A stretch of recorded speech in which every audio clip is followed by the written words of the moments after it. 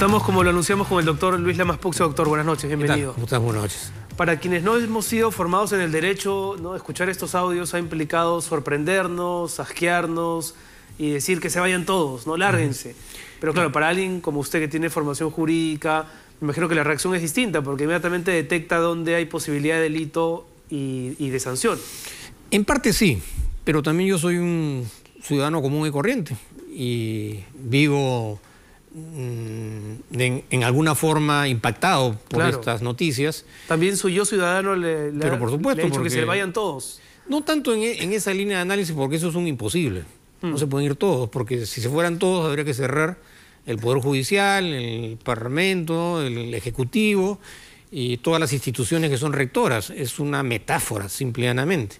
Es una expresión de el estado de ascamiento que tiene la sociedad frente a este tipo de información, que dicho sea de paso no es de ahora, ¿no? O sea, ya hace buena cantidad de años que vivimos permanentemente compenetrados con un problema que no solamente no ha podido ser solucionado, sino que ha ido sobredimensionándose en los últimos años a raíz de los casos de corrupción o de megacorrupción. Ahora, entonces, una cosa es vivir con la sospecha de que la justicia en el Perú favorece a algunos y de que existen estas componentes, pero otra cosa ya es constatarlo con audios protagonizados por los más altos jueces y vocales y magistrados. En principio sí, en el análisis que acabo de plantear, de acuerdo a la pregunta que tú me has planteado y me has manifestado, la primera impresión es una situación de rechazo y de protesta frente a estos actos, ¿no? Ahora, el tema es que esto tiene que ser resuelto necesariamente en la dimensión judicial. Y en la dimensión judicial pues hay una serie de exigencias que hay que cumplir. ¿Qué delitos percibe usted a raíz de los audios que se han venido difundiendo en los últimos días? En principio estamos hablando de indicios que requieren ser trabajados, elaborados para generar cierto nivel de convicción. Posiblemente hay casos de tráfico de influencia, posiblemente hay casos de cohecho, ¿no? Y habría que ver pues, en qué contexto está cada uno de los casos, porque hay una variedad de circunstancias y de hechos que no necesariamente podrían condecir a los funcionarios, sino también a personas que no tienen condición de funcionarios y que posiblemente podrían haber participado en estos hechos, ¿no? ¿Dónde se aprecia el tráfico de influencias, por ejemplo, para ser lo más didáctico posible? Cuando hay recomendaciones, cuando hay promesas de aseguramiento a través de la gestión que podría haber realizado un funcionario para que en base a su especial influencia y su connotación funcional que tiene, la persona que recurre al traficante de influencias tiene expectativas que efectivamente, obviando la transparencia de un concurso, va a ser objeto de un premio, digamos, claro, ¿no? Esta frase de "estamos aquí para apoyar" es como bien reveladora, ¿no? Evidentemente, porque acá en principio también hay un tema estrictamente de orden ético.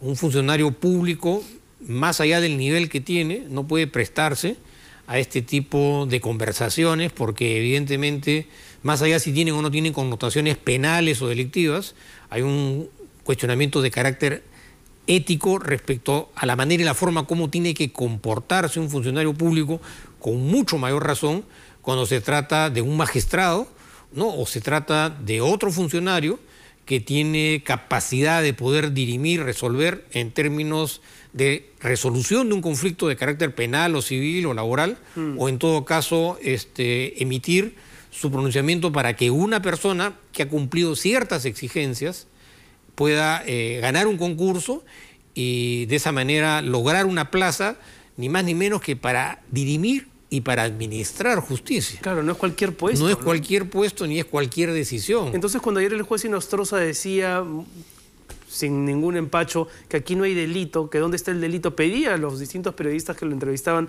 muéstrenme el delito. Por supuesto que hay delito, por lo menos indicios serios. Hay indicios, evidentemente, que requieren ser corroborados. Si se trata de condenar a una persona por la comisión de un acto de corrupción, en principio hablamos de indicios, pero esos indicios a su vez van a tener que ser trabajados con otros hechos fácticos que efectivamente demostrarían que hubo un tráfico de influencias o que posiblemente hubo una actitud de cohecho, de corrupción, que está demostrado con casos fácticos, ¿no? Ahora, el congresista Mulder pronosticaba un proceso de unos 4 o 5 años porque estas cosas duran así.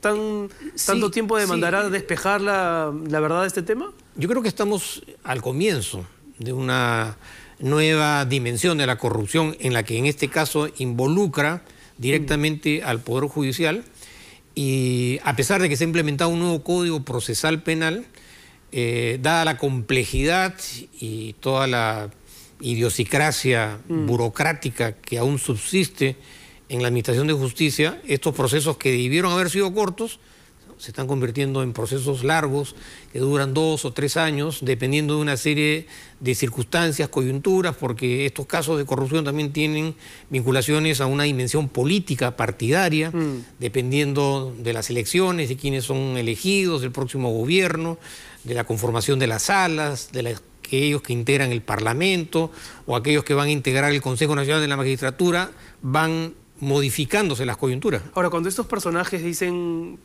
protestan públicamente y airadamente por la violación de su secreto a las comunicaciones, ¿qué tanto derecho tienen de invocar esa figura cuando en realidad de lo que se trata es de dimensionar la gravedad de lo que aparece en esos audios asegurando, diciendo o recomendando? Mira, yo creo que eso tiene dos líneas interpretativas.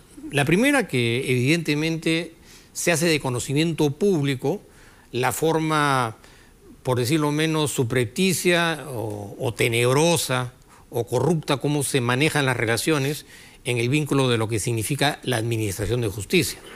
Pero por otro lado es una investigación. Y esta investigación parte de la autorización de un magistrado que dice sí, efectivamente hay que interceptar este número. O sea, esa interceptación telefónica contaba además con el aval de un... Claro, si no hubiera sido un vulgar chuponeo. Esta es una interceptación que cumplió con todas las formalidades y en principio, por lo tanto, puede convertirse en prueba plena para condenar a una persona. Pero incluso del vulgar chuponeo, si es que el vulgar chuponeo tiene como objetivo, qué sé yo, poner en evidencia un tinglado corrupto... El caso de los Vladivideos, por ejemplo. El caso de los Vladivideos. Evidentemente, ahí hay que... Si bien hay una violación de la privacidad ajena, así es, el objetivo termina tiene que hacerse un análisis de ponderación. Ajá. En el contexto específico que se analiza, ¿qué cosa es más relevante o qué cosa es más importante? ¿El derecho a la privacidad o el derecho que tiene la sociedad de que los actos sean transparentes y que no existan casos de corrupción? Dependerá de la gravedad del hecho, de la connotación del hecho y evidentemente de los niveles de participación, porque no todas las interceptaciones, por el hecho de haber sido objeto de interceptación, tienen que tener connotaciones penales, porque pueden haber interceptaciones de su vida privada, familiar, y eso no tiene relevancia de carácter penal.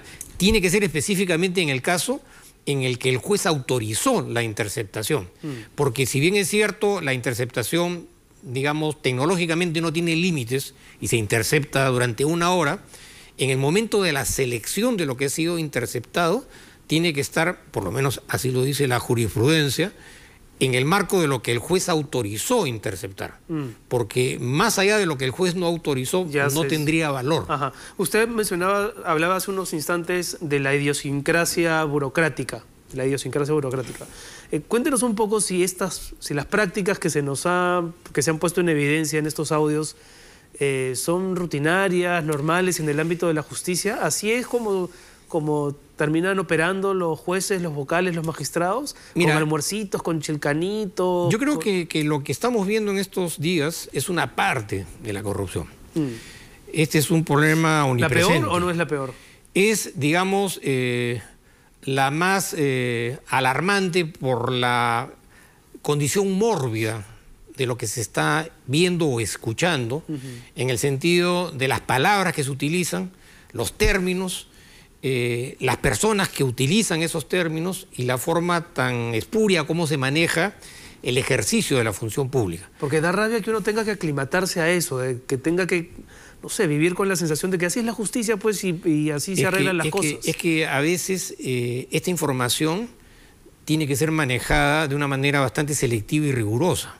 Primero que todo porque hay que resguardar la custodia del audio para que después no se pueda convertir en prueba prohibida. La custodia del audio es muy importante, que es la prueba que va a servir. En segundo lugar, porque es cierto que esto es un hecho cuestionable de todo punto de vista y estamos de acuerdo en que hay que investigar y sancionar, pero tampoco no podemos imaginarnos que todo el mundo cognoscitivo de los peruanos necesariamente tiene que girar en torno a hechos tan lamentables como son los casos de corrupción.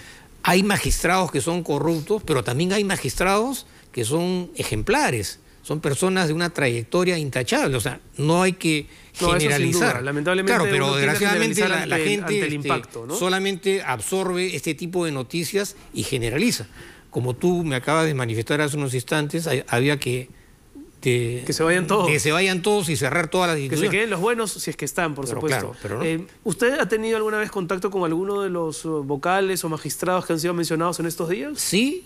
Yo en una oportunidad he conversado con los integrantes de esta sala porque... ¿Se refiere a los consejeros del...? No, del Consejo Nacional de la Magistratura, no. Ajá, a los integrantes de la Segunda Sala Penal Transitoria, porque fui a mostrarles una preocupación sobre la posibilidad de que pusieran en libertad a unos sujetos que habían sido condenados a pena de 35 años y por lo tanto había una preocupación por parte de la familia. Y estaba el juez Inostroza entre ellos. No, yo me entrevisté con él en su despacho y como lo hice también con los otros 4 magistrados. Lo tuve que hacer a través de una tercera persona porque yo no era parte del proceso. Y una primera exigencia que se plantea es que un abogado puede hablar con un magistrado cuando se ha constituido como abogado dentro del magistrado. Pero dada la situación de premura, había que manifestar una preocupación por parte de una persona que había sido objeto de un secuestro y que además, desgraciadamente, después me enteré que estas personas habían sido absueltas. ¿Habían sido absueltas por esa sala? Por esa sala, ¿no? Pero, en todo caso, ese es un hecho generalizado. Yo no acuso ni sindico nada turbio, sino simplemente había una preocupación por parte de esta persona por la forma como se había... Pero dada la turbidez que uno percibe de parte de este señor, ¿no? Parece tener sentido, ¿no? Claro. Se absuelven unos secuestradores... Lo que pasa es que fuese un hecho aislado, pero ahora entiendo y comprendo que tenía una lógica más generalizada, porque evidentemente los resultados que se están viendo y lo que se escucha en los audios es algo pues escandaloso, ¿no? Quería preguntarle para terminar, doctor, sobre usted hablaba de la importancia de cautelar los audios porque son la prueba, digamos, demostrativa de todos. La cadena de custodia se llama. Exactamente. La presencia de fiscales en las oficinas de IDL Reporteros. Los periodistas lo tomamos como una afrenta a la libertad de expresión. ¿Cómo lo toman los abogados? Yo creo que hay que cumplir con ciertas formalidades, ¿no? Porque ¿Se justifica? La forma y la manera como se ha hecho, no. Yo estoy en contra. ¿Por qué? Porque para una intervención de esa naturaleza tiene que haber una disposición, una resolución, una fundamentación y tiene que comunicarse a las personas que van a ser objeto de ese tipo de visita. Porque de lo contrario es un abuso del derecho, incluso puede ser hasta una conducta con connotaciones penales respecto al delito de abuso de autoridad. Pero por otro lado también entiendo que los ciudadanos estamos obligados a colaborar con la justicia. Y si somos motivo de algún tipo de requerimiento, siempre y cuando se cumplan con todas estas formalidades por parte de las instituciones encargadas de investigar, que es una situación totalmente distinta a lo que hemos visto, ¿no es cierto? A la que está sucediendo porque el propio Gustavo Congreso. Ricci y Rosana Cueva han sido muy enfáticos en decir que ellos van a colaborar, pero por otro lado también tienen que preservar el anonimato de la fuente. Sí, es cierto, porque es un valor agregado que tiene la posibilidad de develar, digamos, un caso tan grande de corrupción. Pero por otra parte, o por otro lado, las investigaciones son reservadas. Y entendemos que esa información, por todo lo que estamos conversando, no puede, digamos, ser de conocimiento público, porque evidentemente genera una situación, por un lado, de descalabro. Entonces, lo importante, creo yo, es que hay que ceñirnos a los procedimientos porque es la única manera racional de resolver estos casos. Si hay algún tipo de requerimiento, que sea cumpliéndose con todas las formalidades y que esto sea exclusivamente en sede jurisdiccional. Porque si un requerimiento de esta naturaleza se hace en sede política, ahí, claro, ahí eso vamos muertos es todos. un desmerecimiento total y evidentemente deteriora cualquier relación armoniosa en aras de luchar contra la corrupción, ¿no? Para terminar, usted me contaba que no es tan fácil reunirse con un magistrado como parece desprenderse de lo que hemos escuchado en estos audios, ¿no? Que se reúnen en almuercitos, en Costanera 700... En principio, ni siquiera uno tendría por qué llamar por teléfono a un magistrado. Porque del momento que tú tienes el teléfono de un magistrado es porque hay un nivel de intimidad, por decirlo así. Confianza, exacto, ¿no?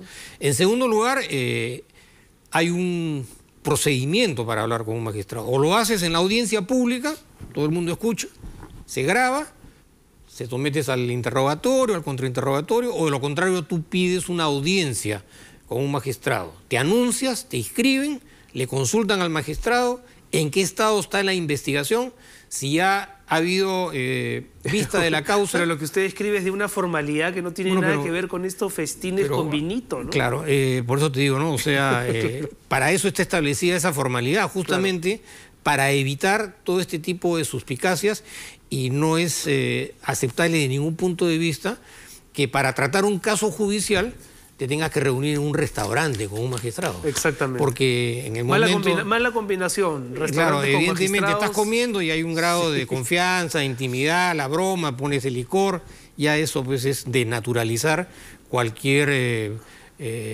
posibilidad de comunicarle a un magistrado una posición en concreto a través de esta formalidad, ¿no? Bueno, sin duda, porque van a seguir saliendo más audios. Vamos a seguir conversando en estos días, doctor. Le agradezco mucho su presencia en el programa. Nos despedimos, amigos. Muchas gracias por su sintonía y nos encontramos mañana a las 9, aquí en Nada Está Dicho. Buenas noches.